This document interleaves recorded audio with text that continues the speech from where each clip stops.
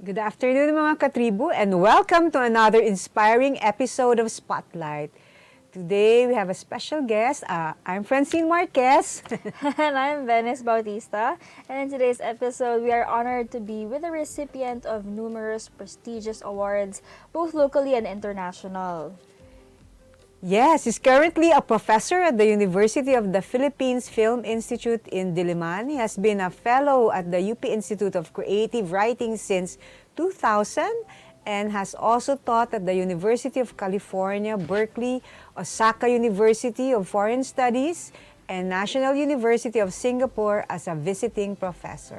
Yeah, so let us get to know him more. So please, let's welcome NCCA Head for the Commission on Arts, Dr. Rolando Tolentino. Hello po!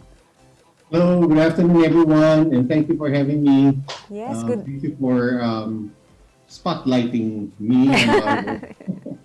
Yes, good afternoon, Roland. Welcome to Spotlight. Thank you for joining us today. Our first question is, how are you doing personally since 2022 began, and how's your work like at NCCA? 2022 lang pala ang take-off point. I thought it was since the pandemic. Pwede rin, when the pandemic started. I mean, have you been in quarantine? Of course, we're interested. What have you been doing? Sumadsad ako nung nag-pandemic because of a lot of issues of mobility and the way things have been unfolding in terms of the health emergency in the country, and via the power of the internet, you're able to compare what's happening in the Philippines and the very efficient ways in which the pandemic mali at the very onset, and that's why it snowballed to where we are, kind of slow unfold of things. No? That not till today, there's no free antigen tests and RT-PCR. That's very costly. So, but I've also been affected by the ECQ turn again last August and the Omicron slowdown this January. So parang naging cycle pala. I depended kung mas restrictive at the conditions. But other than that, it's a kind of internship. The whole idea of being thrown on board, for online kinds of meeting classes, and even this, interviews by Zoom. So most of the time, have you been staying at home? Kasi nga, quarantine, versus your previous more active life na you're going to various parts of the country because of your work. Right. It's the first time that yung NCCA, the various committees elected by our peers in the NCCA, has gone a bit wholly online, even in our meetings. So this is our last term, our 3-year term. So we have not seen each other Oh my since we started in 2020. When all these things started. So we're about to wrap up the Arts Month this February. Tell us more about this year's theme, yung sining ng pag-asa. Oo. It's calibrated towards what's happening to the nation this year, which is the election. Hope through the arts and then arts being able to do a kind of critical commentary about the times, for people to be wiser when they do vote in this coming May elections. Last November, we were ready to go for a blended kind of celebration of Arts Month. But things happened again in January this year. And similar to what happened last year, everything went online again. So each of the committees, the various platforms where our flagship programs were done wholly online. Architecture, for example, flagship program is known as San Kalulugar, and which kind of interrogates the uses of space and structures in the time of the pandemic. Online performances were done by drama, theater, also by dance, and Musika Puluhan, which is a flagship program of music. It showcases contemporary Philippine music, different genres. And Bagong Visual, for example, from 30 to 40 groups of exhibitions done all over the country. They will be spotlighted in three to five installations were done during this National Arts Month. So the online possibilities were very helpful. Of course, we do miss the face-to-face kind of activity Yes, of Yes. seeing structure, seeing the exhibits or the paintings, and probably touching the sculptures. But what can we do when we have this kind of situation? And it provides us with possibilities. For example, dance online reach last year was around 2 million people. No? Cinema, for correct. example, on the other hand, from 500 to 5,000 face-to-face reach prior to the pandemic, we had around 230,000 online reach achieved last year. So it allowed us to be witnessed or to be seen by people nationwide, which wasn't done before, and even globally. So that's very interesting for us. What I'd like to find out, so mas in terms of the maybe engagement and reach, would you say that film really stood out during No, it was dance Arts in terms Month? of reach. Dance? 2 million sila last year, nga and because we're doing it the second time around, probably people are more acquainted with the online platform, and we hope to achieve a larger kind of presence online this year. Well, siguro understandable then for the other more visual arts because yung pagiging tactile ng art form na yan, ano? People would rather really go out there to the galleries. So.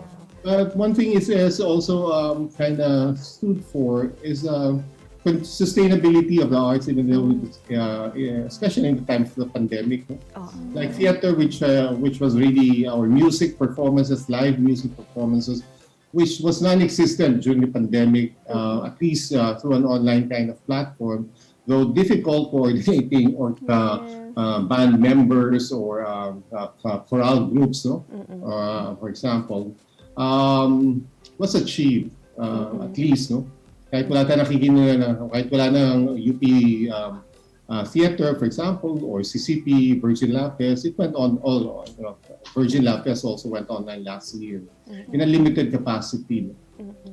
So patuloy ito na kahit na pandemic, our artists are producing works even this is most trying times. Well, of course, we take pride in that, ano? Kasi so amazing, parang all this output that happened, all the reimagination that still took place, no? And all yung mga hunger siguro ng audience to look at this, to watch, view, and hear these types of art activities. Pero, Roland, looking back from the time when the pandemic began, ano ba yung mga major challenges and opportunities that have been brought by the pandemic to the arts? Well, ang artist pala mimics the demographics of Philippine society. So when the pandemic started, and we also gave support or yung cash advance through the NCCA, gave cash advance to artists. It was fully subscribed, but kulang pa nga for that matter. No? So yung ganun na challenge na yung demographics there, for example, when you talk about the film industry, it would be millions of workers. Most of them are in the low-end kinds of jobs. No? The bulk of the million probably workers natin na nawalan pa ng trabaho. So the basic challenge is really finding other sources, alternative sources of income that's available. No? I know in some theater companies, they migrated to being production people in theater. They became production people in Zoom and other kinds of platforms, online platforms similar to this. So that's very interesting for us. No? So may mga restrictions, despite the restrictions, art did survive. No? But basically none for music, none for theater, and architecture for a certain time in the pandemic. No? Construction was not allowed.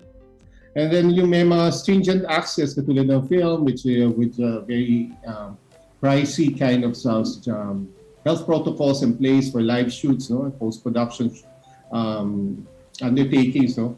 was also able to do, at least the studios were able to do their films, no, kahit bangko lang at this time. No? So what we also, what's very interesting is, for example, what happened in literature, wherein you have a lot of writings about the pandemic published online. That's through the National Committee on the Literary Arts. Marami silang conferences that eventually became book kinds of projects, no, online and available online. Similar also to what happened with DX Machina. It's a journal, special issue journal of the UP Creative Writing Center, where we saw parang ATM kinds of writing. So that's those are the kinds of challenges overcome by a lot of our artists, and I produce ng ATM works at the moment, kind of works. Yes. Na klase, very difficult gawin nga for a lot of the arts. Actually, I have a friend who is in film, and then I remember she was like panicking, she was crying, having breakdowns, but when they were trying to do like a production sa Virgin Lab Fest, and it's just in the end, sabi niya nga everything is worth it talaga. Kasi nung nasulong nila yung production na yun, everything, yung rewarding daw talaga. Yeah. So, yung problema lang sa mga artists, hindi talaga business people. Exactly. They're not able to monetize content. So for most part, like what we see about Pipi Madrigal singers performing in various places, no? It's really for online content to sustain their presence as artists and artist groups, or as musicians or other kinds of artists. Pero as yung NCCA Commission for the Arts, what else are its programs aside from maybe pushing for creating venues, output places for artists? Kasi you also mentioned that there was a time na tumulong din siguro sa economic, parang some economic support were given to the artists. Well, through its competitive grants, no, it's able to support online projects of artists or projects that are deliverable online. Kunyari, yung online film festivals of the various regions, no, it was sustained during the pandemic, primarily through the support of NCCA, which allowed them to stream, to go online for their films, no, for the duration of their films. No. FDCP also supported those kinds of regional film festival by making these films available sa FDCP streaming platform for free. So marami din naman suporta na pinoprovide in terms of online exhibits or are documenting visual artist lives during the pandemic, and which was supported for last year and for this year also. So we're still awaiting for the kind of harvest of these projects as we go along this pandemic times. Wow. So at least we know that the office didn't stop. Parang patuloy lang din, no? It went on with its programs despite the challenges of the pandemic. Opo. And in terms naman po of the output among the artists, what trends or developments have you seen among the practitioners? Oh, like you said, parang yung iba parang they migrated to other transition to other fields. Well, pero surprisingly, like film, no, the Montañoso Film Festival in Baguio was operationalized the first year of the pandemic. Yung conditions in Baguio were kind of stringent naman, so they had face-to-face kind of screening of the films, which happened at the Lawakan Airport na wala pala nagla-landing paggabi. So it's a perfect screening venue. Talaga? Hindi ba sila night rated? Baka hindi pa. Ano? Baka wala pa silang night rate. Hindi pa sila night rated. Alam mo naman, malapit lang ang Baguio at Monument Falls, etc. So it's not conducive even for transforming Baguio. Sabagay. True. But at least there was an activity. I mean, nare-imagine din yung space ng airport. Who knew, di ba?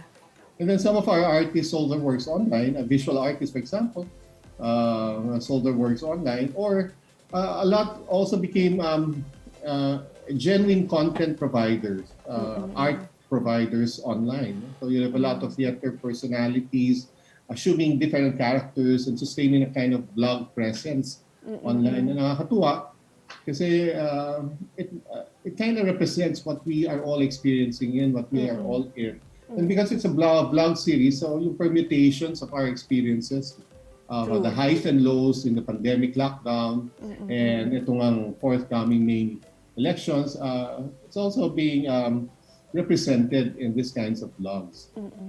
So would you say na this pandemic was really parang, is the word impetus, parang ganyan, to really expand and conquer boundaries in terms of the arts further, parang ganon? Parang wala na ng boundaries, parang just push whatever, parang just try to achieve whatever imagination niya, parang ganun ba nangyari? Oo, kasi parang default naman eh. So, kung artist ka at nakakulong ka sa bahay, ano pwede mong gawin? So to sustain your art. That thing that defines your essence or being. No? So you look for other creative ways that are more suitable to the health security and security issues of the pandemic. No?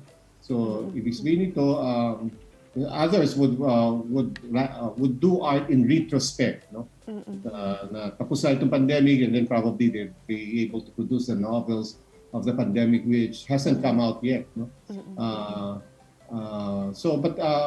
But ito, you have a kind of stoke kind of artist na at the ATM speculating as things unfold slowly or protractedly in the pandemic. Rolando, what are the general guidelines when it comes to accepting grants? Like, ano yung mga pwedeng magawa nila? Like, say, an installation artist wants to put up cellophane across an ocean or something, Malakristo. Ano yung mga guidelines, general guidelines lang for artists? Ano ba yung mga hangganan lang? Or walang hanggan? First, in 2019, when the grants were given and nangyari yung pandemic, no? Everyone had to translate their projects into an online platform. Kasi bawal lumabas eh. So kung nangako ka na maggagawa ka ng installation work sa ocean, paano mo gagawin? Exacto. Okay.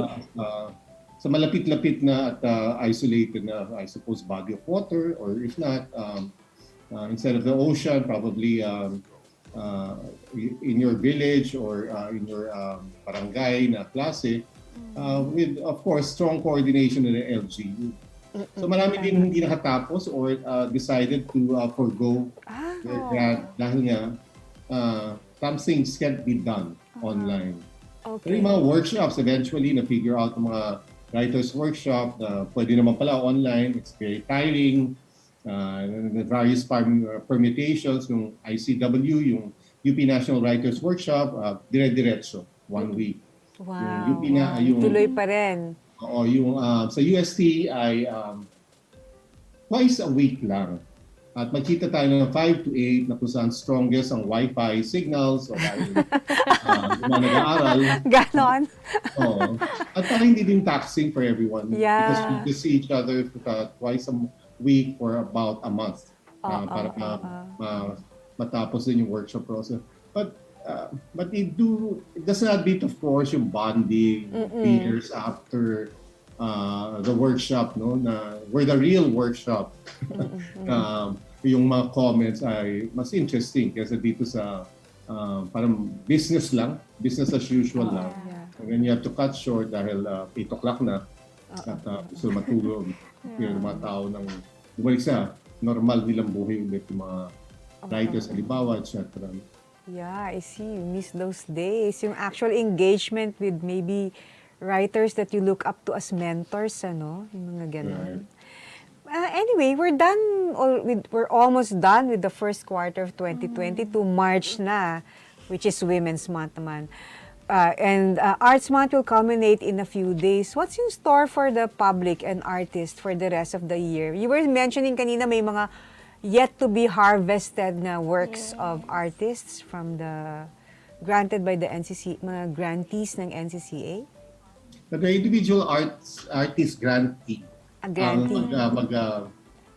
mag-unfold nito, gagawang public ng kanilang art. It's not the NCCA to do it. Okay. But since the NCCA acquired the Met, no, and it's Yes. developed, and well, prior to again December coming in and January being declared as ECQ level 1, 2 again. So it was also already moving towards a kind of blended screenings of films or performances. In fact, naka-stage ng isang performance which is marked the 400 years of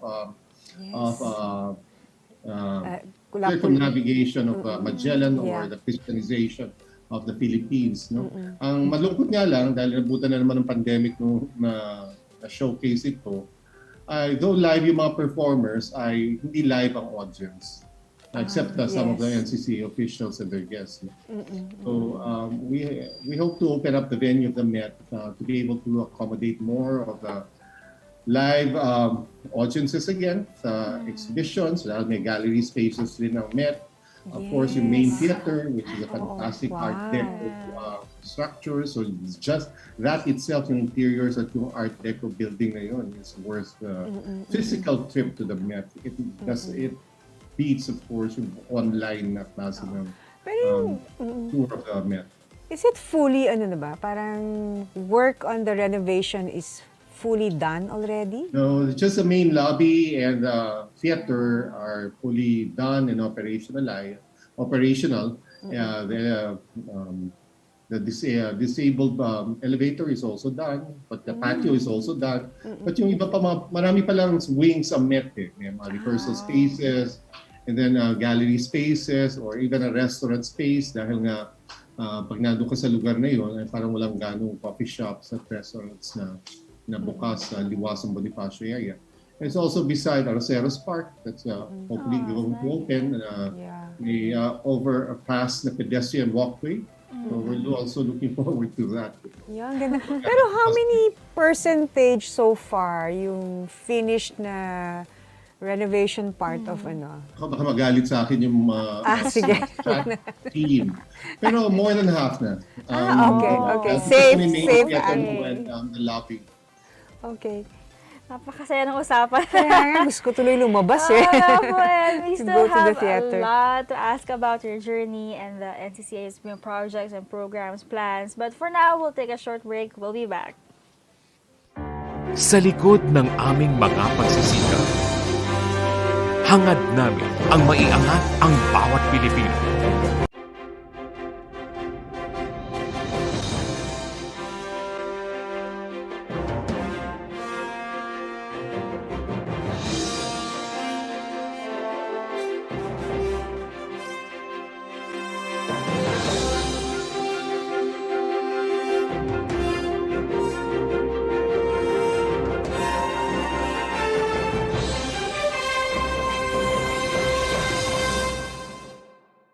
Si Harry Roque ang pinakamagaling na spokesman, kaya inggit sa kanya ang oposisyon.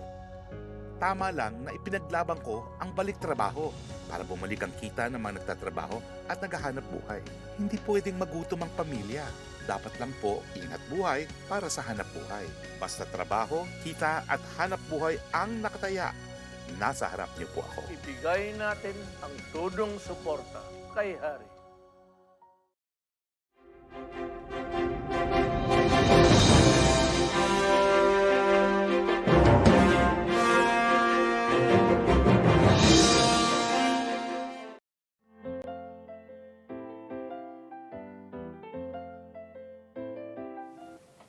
Welcome back to Spotlight. Still with us is Dr. Rolando Tolentino.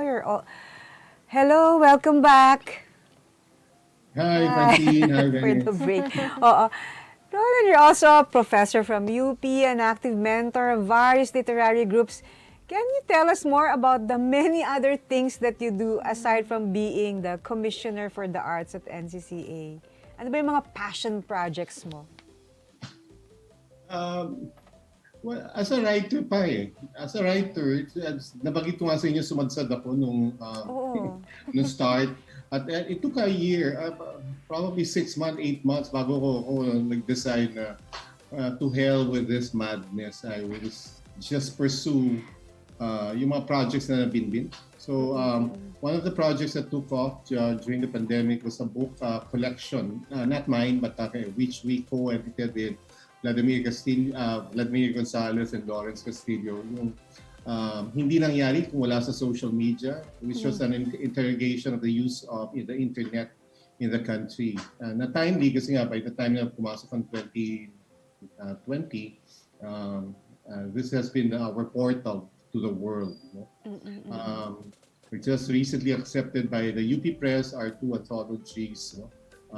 Which I also co-edited na nagawa din sa natapos sa pandemic. One is Violente, which are prose, Philippine prose on meditating on the issue of violence. No?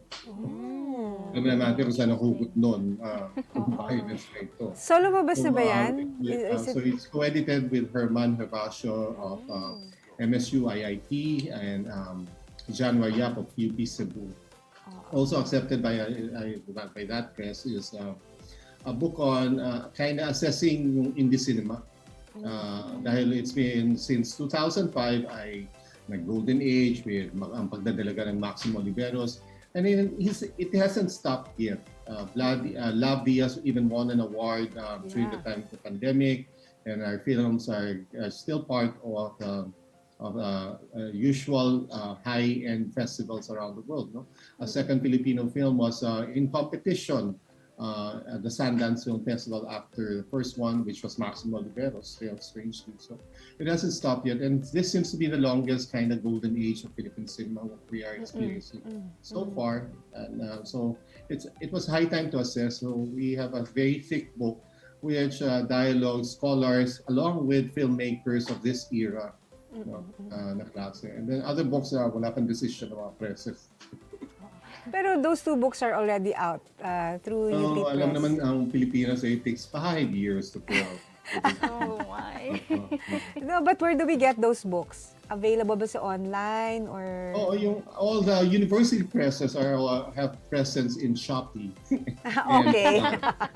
Tumalino na rin sila dahil sarado ang national at ang bookstore or mga university presses bookstore. Malino na rin sila. And surprisingly, tumaas ang kanilang book sales. Baka it's really just a matter of pushing, don't you think? Parang Well, it pushing. took the pandemic for us to realize that. This time, hindi pwede mag-shop at and people have a lot of time in their hands. Sila nasa bahay, either mag-stream sila or magbasa ng libro, magplantito, or magluto, etc. Do you think lumaki yung audience sa Philippine literature? I mean, at least local authors, lumaki ba yung readership natin? Because as you said, lumakas yung sales ng UP Press. Right. Ang speculation ko, yes. Kasi may time yung mga tao ngayon, for most part, if they're not agonizing too much with their mental health issues or daily concerns. And you cannot stream your way out of the pandemic. That's true. Mamamaga naman yung mata mo noon kung streaming na lang at puro anyo sa iyo at nagsusod ka makasabay. Doesn't work. May umay factor din na lumalabas. Yeah. Gusto mo rin magbasa. I suppose yung diversity din ang pwede natin gawin sa bahay. Then a lot of people have also realized that they want to read more during this time of pandemic but the presses have also been slow in adjusting to online operations of yung publishing. So dahil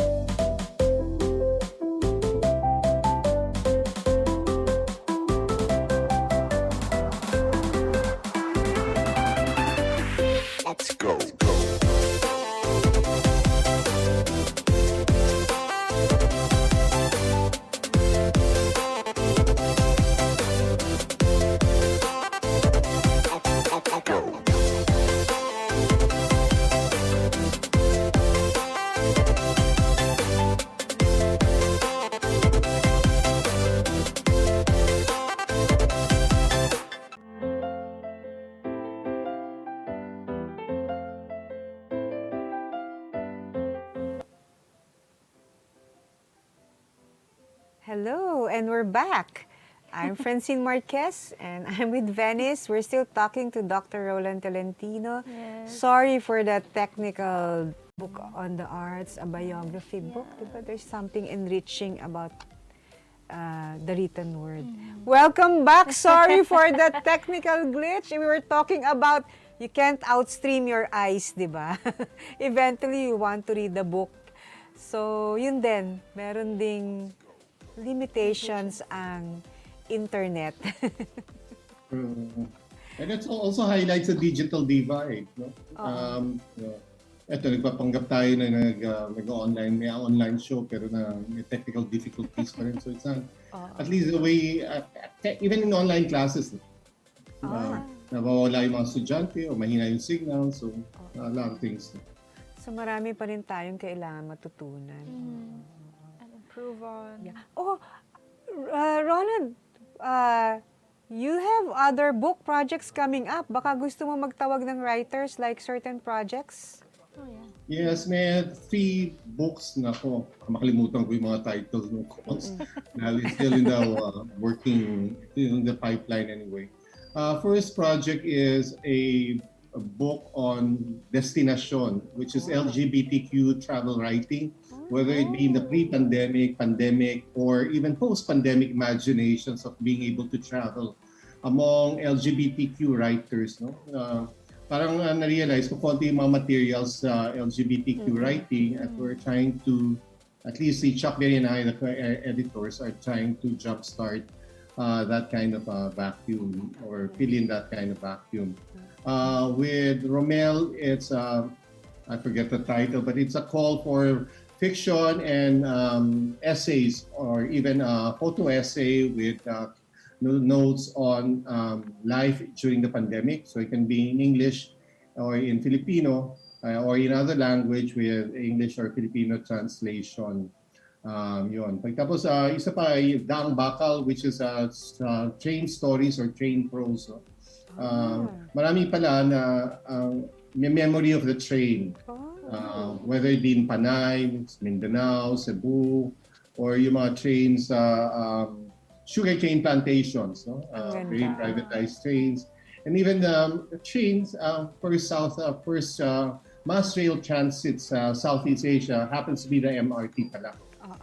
So may mga kwento at naririnig kami na tungkol sa buong pamilya na pumunta sumakay ng LRT dati para lang matunghayan ito. So that kind of memory of how trains become part of their childhood or even adolescent experiences, especially the ways things are transforming massively at this time. No? Yung mga first subway to open up in 2026, Mindanao train was network also to open up. Yung mga ganun ba? Yung mga extension of various train facilities, yung mga MRT na kung saan bahagi dito. But obviously, with a lot of limitations, and alam naman natin na, I don't know, last count ay 9 or 7 trains na lang na nag-run sa MRT. So that kind of debilitating kind of developments sa efforts na mag-build ng train system sa Pilipinas na so we'll find out kung magtutuloy. So pero yung memory muna of the trains. So, saan pwede sila magpadala? Like, who are the publishers of this forthcoming anthologies? Ganito ang anthologies? nangyayari. If you submit, wala pang publishers. Walang publishers sa Pilipinas na tatanggap ng concept. Magre-reject lang sila o tatanggap ng kapag may manuscript na.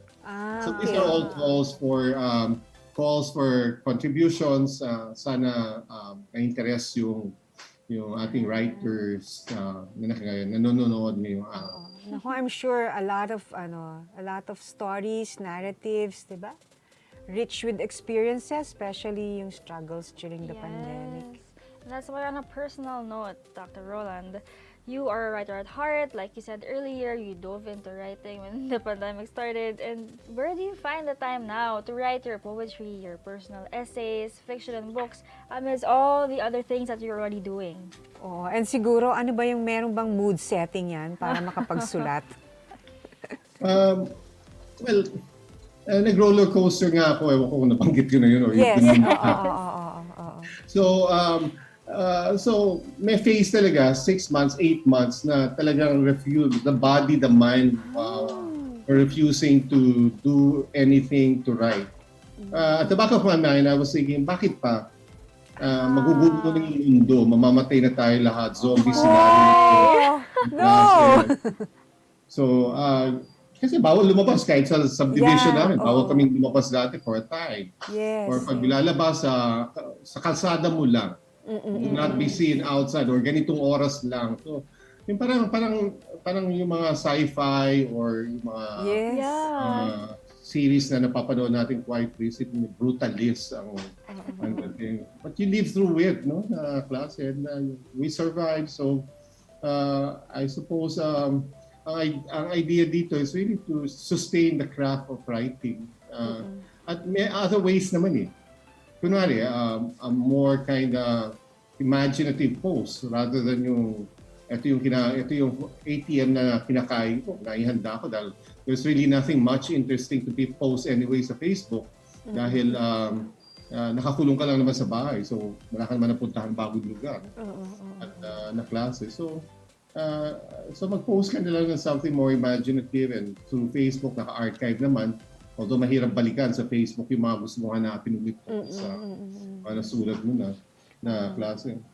Pero ngayon, how's your schedule? What's your discipline like? Meron ka bang allocated na time, discipline, allocated time to write? Katulad nyo lang lahat ito ay kung whatever is scheduled in the day. Other things ay just a lot. Kailangan mo rin pagurin yung sarili mo. So physically, balik ako sa gardening ulit for you. Okay. January, na iniwan ko last August nung nag-execute, umaksak na naman yung alert level, etc. So ngayon, binabalikan ko, hindi ka pala mauubusan ng ideas about sa garden or garden/food na may kamote. Wow! Okay. So, parang it's also a meditation on what is happening. Yes. Kasi it's not my land. Which means anytime na may magpagawa na ng bahay, it's a fleetingness of the moment. Yeah. But also the reward of things, no? You create your world, your garden. So I do not spend anything. I just cut things and then replant them. O yun nasa paso, nililipat ko, pinaparami ko sa lupa. Wow. So walang additional expenses na involved with this kind of project. And because you water them in the middle of this kind of summer, they're generous also. So pag yung mga plants ay biglang pag diniligan mo pala ay magkakaroon ng new greens, new growth, and then yung mga plants that have never flowered before, nakaplant na siya sa land ay sa soil ay nagka-flower na. So those small gratifications. So you discover a new kind of butterfly, nagpa-fly na hindi ko na Nice! Ang ganda naman. So yung ganun scenario, so on a daily basis, ganun lang, or even depending kung may whole teaching day, etc. So that gets me by the pandemic na klase.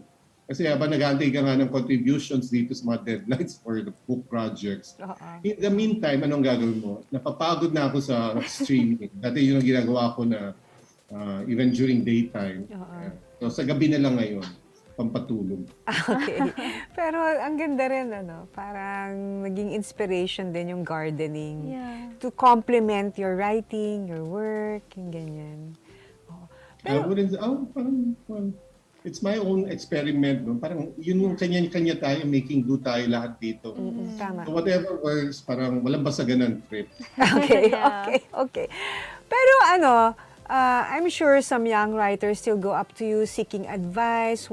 They look up to you as their mentor. What do you usually advise yung mga young literary writers, or for that matter, young writers na gusto palang magsulat ng tula, gusto palang mag-umpisa sa fiction writing? What do you usually tell them? I just tell them two things. No? Una, I just do it. Kasi you are not a writer, wala ka naman nasulat. And you are, parang sa film din, you are as good as your last word. So gawin mo na lang, and mas latag na ngayon yung yung mga sa beginning writers workshop, well, dati bago ng-pandemic may palang ka pa, so yung mga rite of passage towards and be more mature kind of writer, no. So nakalatag naman yun, so hindi naman siya mahirap hagilapin in order to transform oneself into the writerly mode. Second is when I was beginning to write, parang nilalagnat pa ako pagkatapos kong makasulat ng kwento. Parang yung tuloy-tuloy kasi, nagpupuyat ka talaga at nagigising ka na natatapos na lang yung kwento mo, and yung first draft ng kwento tumitilaok na yung mga manok na klase. So, write like you would die if you didn't write. So, nami-miss ko ngayon. So, na hindi ko maibalik yung moment na tuloy-tuloy ka na, parang natatrans ka lang na nagsusulat na klase. So, at yun nandun sa beginning writers, and it should be the fuel. Katulad ng nangyayari sa marami sa amin, yung ganung klase, yun yung naging fuel to where we are right now. Gusto ko yan. Parang write like you wouldn't die. Yeah. Like you'd die if you didn't die. write. Yeah. And on that note, do you think the future of Philippine literary arts is bright? Why or why not? Definitely. As, kahit wala pang the great Filipino novel of the pandemic, ay marami nang lumabas, poetry, essays, speculative fiction during the pandemic, etc. No? Na klase. No? Ang maganda dito sa nangyayari ay meron kang body of creative response during the pandemic. So down the line, parang pag binabalikan natin yung martial law, then we have luwalhati Bautista's novels and the other films, the great films of Lino Broca and other national artists that made a dent that na nangyari ang martial law, never again, never forget, etc. Na klase. So, literature and the arts become a repository of the creative repository of the nation's soul. No? At mahalaga na nagpapatuloy magsulat at tinake on ng a lot of the writers and artists to do their craft during this pandemic times. And we are looking forward to more of writings about the pandemic, hopefully after the pandemic, na medyo long haul daw. Hopefully talaga. yes, more avenues for writers. Well, so far it's been an inspiring talk, but we're not ready to let you go yet. Kasi, Dr. Roland, we're going to play a quick game to know you better. But before that, we'll pause for a break.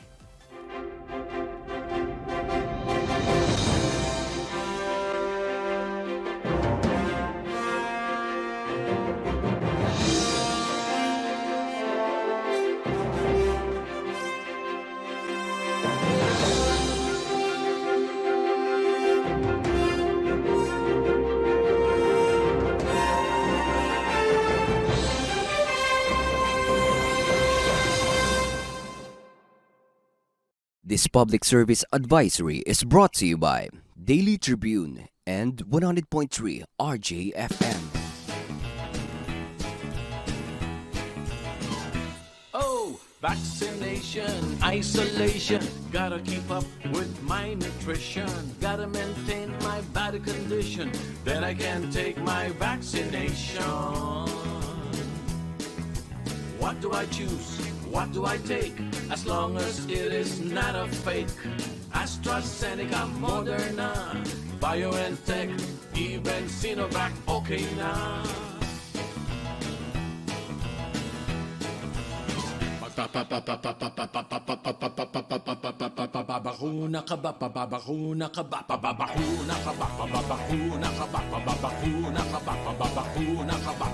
Vaccination for the nation, no more isolation. With vaccination, pababakuna ka ba? Pababakuna ka ba? Pababakuna ka ba? Pababakuna ka ba? Pababakuna ka ba? Pababakuna ka ba? Pababakuna ka ba? Paturok, paturok, paturok. This public service advisory is brought to you by Daily Tribune and 100.3 RJFM. Non-stop showbiz update ba ang hanap nyo? Sagot na yan ang aming Tribune Extra. Balitang entertainment at lifestyle, mapalocal man o international, meron kami niyan. Manood at makichika na kasama si Kim Sancha, Lunes hanggang Biyernes, alas 5 ng hapon sa Tribune News on Q at separate premiere nito ng alas 7:30 ng gabi. Mapapanood sa Daily Tribune Facebook page at Tribune Now on YouTube.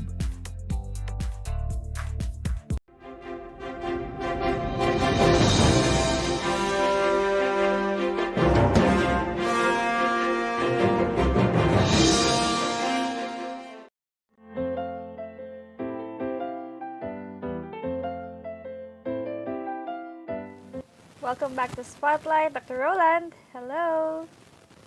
Yes, hello. Yes, welcome back again. Okay, in this segment, we'll get to know you more by playing a game that we call Would You Rather, which we would be asking you a dilemma between two things, and you're gonna have to answer. Are you ready? Ito, would you rather? Okay. Would you rather be a classic film or a best-selling novel? Classic film. Would you rather be a piece of art or a popular song? A piece of art lang. Would you rather be a storyteller or a listener? Storytelling. Siyempre, obvious. Would you rather spend thinking by yourself or collaborating with others? Now, collaborating with others. Oh, very ano naman, diba? Would you rather go to the beach swimming or mountain hiking? Beach.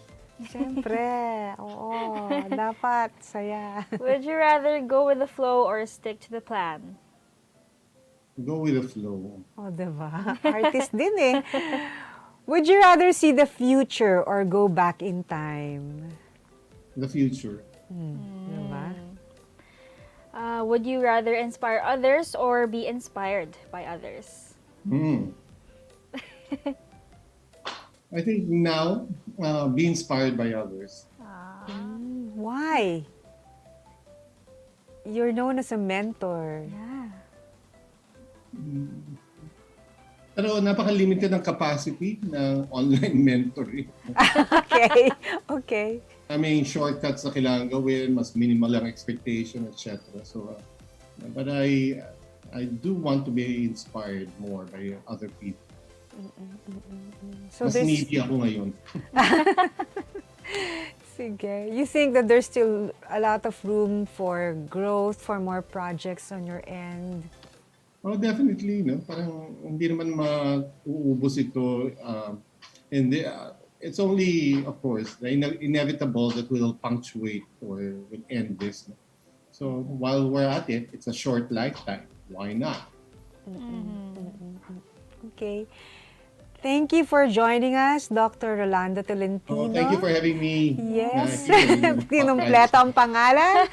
Pero syempre, we can't let you go without giving us some parting shots for our viewers, for any messages you want to share with us. Probably that it's a very important life of the nation that we're able to decide again in the middle of this year. No?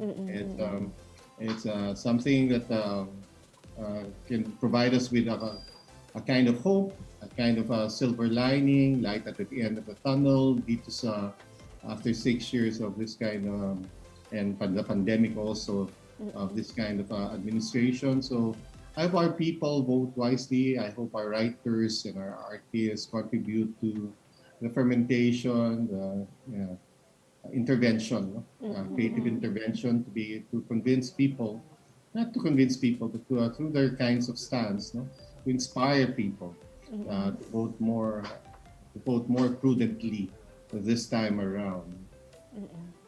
So kailangan natin yun at kailangan din natin sining para may iba tayong tinitignan at hindi lang yung mga official na diskurso ng pamahalaan natin ang maglalatag ng destinasyon natin bilang bansa, bilang mamamayan. Kailangan natin ang mga manunulat, ang mga artista para patanawin tayo ng iba pang alternatibo sa kasalukuyang pinasasadlakan natin. Maraming salamat. Yes, napakaganda. Yes, true. Good parting Very shot. apt for the times. No? Yes. Once again, thank you so much, Dr. Roland, for joining us today and for sharing your story, experiences with us. It has been Thank such you. a delight to have you on this show. Oo. Thank you, Dr. Roland. Thank you. Well, and to our dear Katribus, watch Spotlight every Thursday at 2 p.m. on Daily Tribune's official Facebook page and on Tribune Now on YouTube. I am Venice Bautista. And I'm Francine Marquez, And and this has been Spotlight.